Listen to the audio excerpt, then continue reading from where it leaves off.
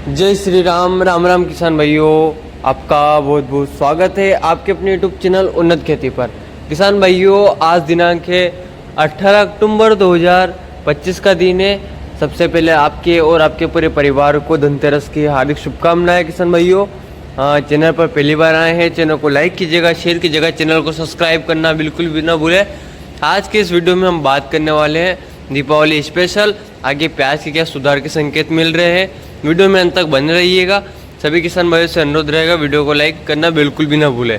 बिना देरी के हम वीडियो को शुरू करते हैं। किसान भाइयों, सबसे पहले अगर हम बात करें बॉर्डर को लेकर, तो किसान भाइयों बॉर्डर तो बंद है, परंतु वहाँ के रेट अगर बताया जाए ना, लगभग 80-90% के आसपास पहुँच चुके हैं। यानी बॉर्डर पर तो अच्छी खासी एक तेज़ी हमें देखने को मिल पा रही है बांग्लादेश में प्याज की। अब पोस्ट से कुछ अनुमान लगाए जा रहे हैं कि बांग्लादेश का एक्सपोर्ट खुल सकता है, बांग्लादेश प्याज आयात कर सकता है। परंतु किसान भाइयों, इस भरोसे नहीं बैठना है अपने को, क्योंकि हमने पिछली बार भी देखा है, जब 15 अगस्त के समथिंग बॉर्डर खुली थी, उस टाइम हमने देखा है कि एक्सपोर्ट चालू हुआ, हवा बनाई गई, थोड़ी सी तेज़ी हुई और मार्केट वापस से धड़ाम, उससे किसानों को मारा गया है। कहीं ना कहीं किसानों को भारी नुकसान का सामना करना पड़ा। इसलिए अपने को बॉर्डर के भरोसे नहीं बैठना है, विवेक से कार्य करें और 2026 में भी कम मात्रा में प्याज लगाए, सिर्फ अपने देश के नाम पर लगाए। अन्य देशों के भरोसे नहीं बैठना है कि वहाँ से अपना प्याज एक्सपोर्ट होगा, ऐसा कुछ भी होने वाला नहीं है। तो संयम से कार्य ले किसान भाइयों। अगर हम बात करें अभी के बाज़ारों को लेकर, तो बाज़ार आपने देखा होगा लगभग सामान्य स्थिति पर है, परंतु कुछ ना कुछ दीपावली के बाद सुधार के संकेत मिल रहे हैं। कितना सुधार किसान भाई अगर मान के चले, तो मोटा मोटा हमें 2 से 3 रुपये तक का सुधार हमें देखने को मिल पा रहा है। क्योंकि किसान भाइयों, आपने देखा होगा कि दिवाली के बाद हर समय प्याज में कुछ ना कुछ तो सुधार हमें देखने को मिलता है।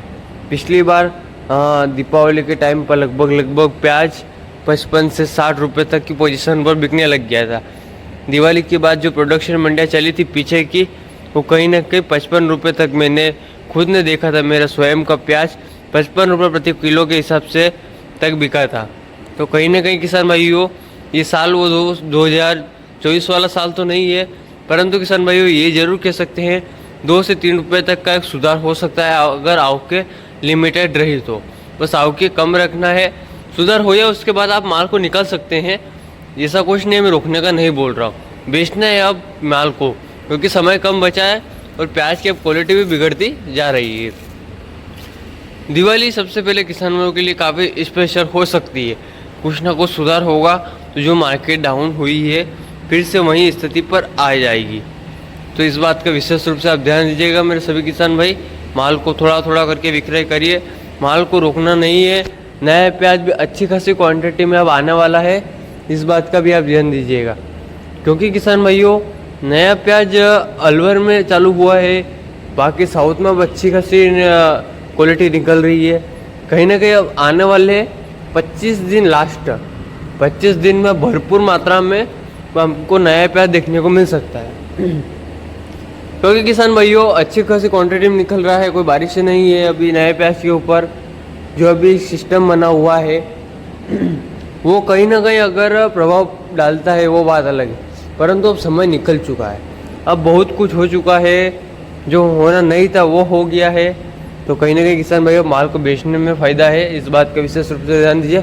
मेरा जो प्रोडिक्शन था, जो आगे की एक रिपोर्ट के अनुसार था, मैंने आपके सामने रखा, ये भी बताया वहाँ पर रेट कैसा है, बॉर्डर पर अपने भारत में भी कैसा रेट है। तो एक बात बताऊँ किसान भाइयों, आपने देखा होगा कि कल परसों में थोड़ा बस बाजार 21 पर देखने को मिला हमें।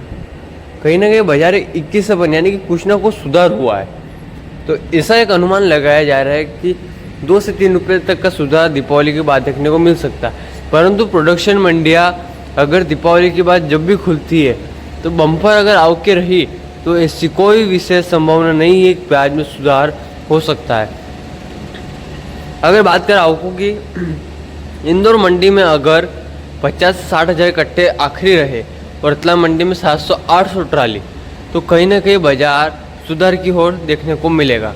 क्योंकि किसान भाइयों, लिमिटेड आवकों में क्या होता है ना, खरीदारी काफ़ी अच्छी होती है। अधिक आवक के होने के कारण माल का प्रेशर रहता है, कब तुलेगा कब क्या होगा, जिसके कारण मार्केट थोड़ा डाउन रहता है। तो किसान भाइयों 2026 में कम मात्रा में प्याज लगाइएगा, और कम लगाए और अच्छा लगा, इतना अच्छा लगा कि क्वालिटी तैयार कर ले। जैसा कि हमने देखा कि एमपी के किसानों का प्याज थोड़ा सा कमज़ोर हो जाता है इस टाइम पर, और महाराष्ट्र का प्याज एकदम कलर पत्ती शाइनिंग काफ़ी अच्छी रहती है।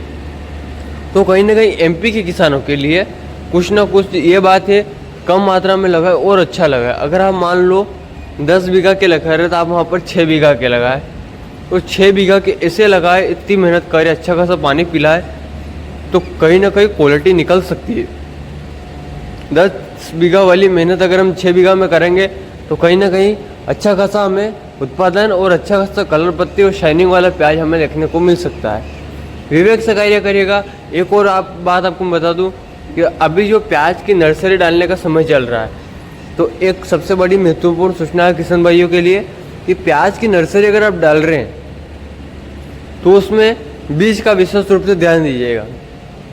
अच्छी खासी जगह यानी जानी मानी जगह से आप प्याज का बीज ले, क्योंकि किसान भाइयों क्या होता है ना, खराब साल में और ख़राब किया जाता है किसानों को। मेरा यही कहना है कि अच्छे बीज का चयन करें और अच्छे बीज की नर्सरी तैयार करें। बहुत से ऐसे रहते हैं, हालांकि मैं ऐसा नहीं बोल रहा हूँ वो भी गलत रहते हैं, परंतु निकल जाते हैं ऐसे जो किसानों को गुमराह करते हैं। हम इतने में दे देंगे प्याज का बीज, आप ले जाओ। कंपनी का ब्रांडेड चीज़ अगर आप लाओगे तो ब्रांडेड माल भी निकलता है किसान भाइयों।